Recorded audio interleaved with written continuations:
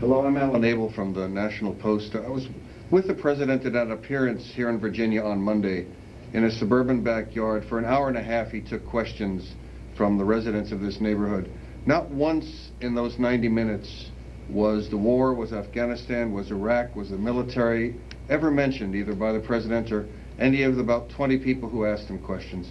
How do each of you view this apparent lack of interest or weariness with what's happening there? I think for a lack of interest or weariness for all the people who didn't speak about it or think about it, I think there's millions more Americans that really do understand what the American soldier is going through. And I'm not doing it right now. I'm still a soldier, but at the same time, I'm proud. I'm so proud to say I'm with the 173rd. I'm stoked that I can say I'm with the Rock, battle hard. I'm proud right now being on rear detachment saying I'm serving those dudes and they're out there doing it again. And if other people don't know, well, hopefully they'll listen to this and they'll remember that there's men and women out there every single day giving everything for their country. Do you have an answer, a reaction to that? I'm sorry, I didn't hear you again. I was asking Jenny the same question, how she viewed this apparent or possible disinterest or a lack of interest on the part of many people here.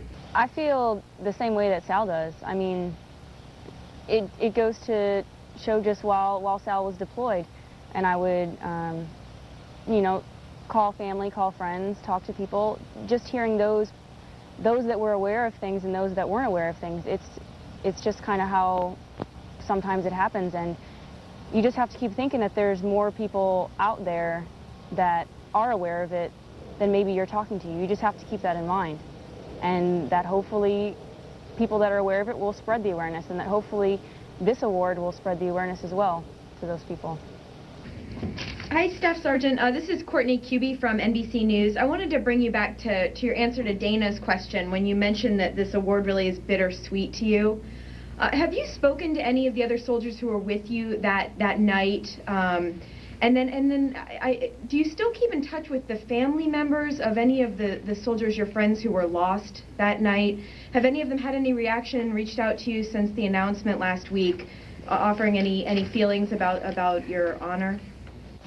I talked with my squad leader at the time who was there that night, Staff Sgt. Gallardo, and he gave me a call from Afghanistan, one of the soldiers that's out there just doing it again.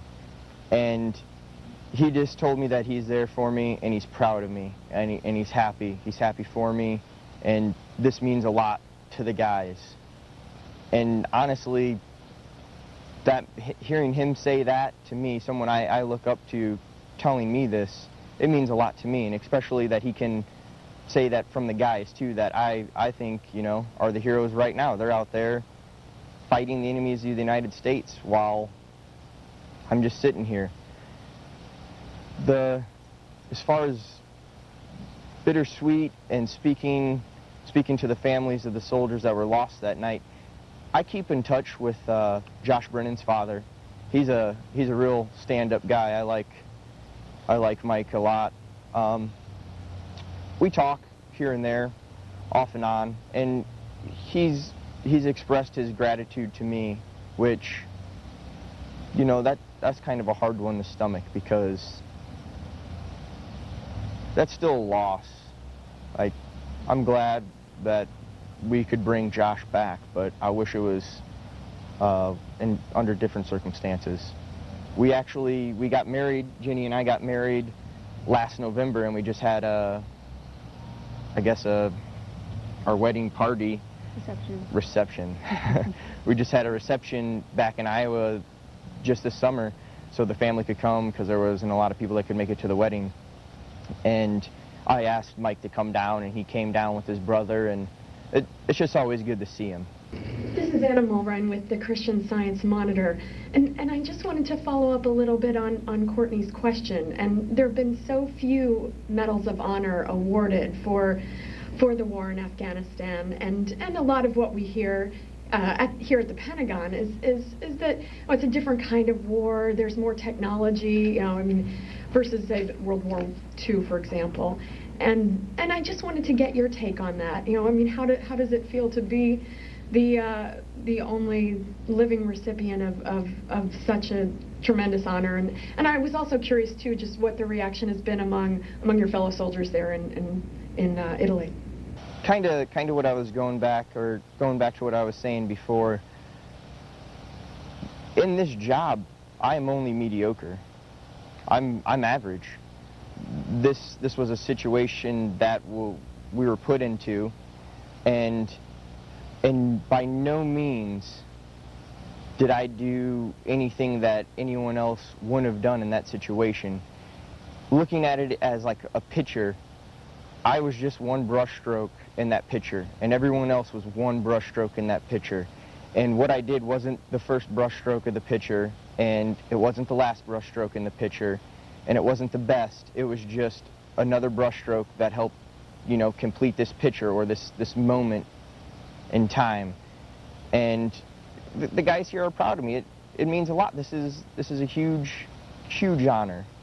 But they know that, and I know that, and I hope that I can convey, you know, to the world how great the average soldier is, because I mean, you're sitting here talking to me, so you must think that, and I think that about them, and I think it's it means a lot to say that, and hopefully, you know, more people start thinking about Afghanistan or Iraq, or the men and women that are out there, regardless of what they're doing. They are away from their families and their loved ones in a different country, trying to improve the country, whether it be handing out stuff or helping them learn new trades or different things that can pull them away from their troubled past that they've been having. The American soldier has been everything that the American people have asked for, and it's important to remember that. Larry? If we could go back to that night on October 25th, this is Larry from CNN again. You stopped when you talked about you'd gone about 100 meters, and that's when the enemy engaged you. Can you talk now about that engagement? How did it play out? How many enemy were you facing? What weapons were they using against you? And how it is, from what I understand, it was over in a matter of minutes.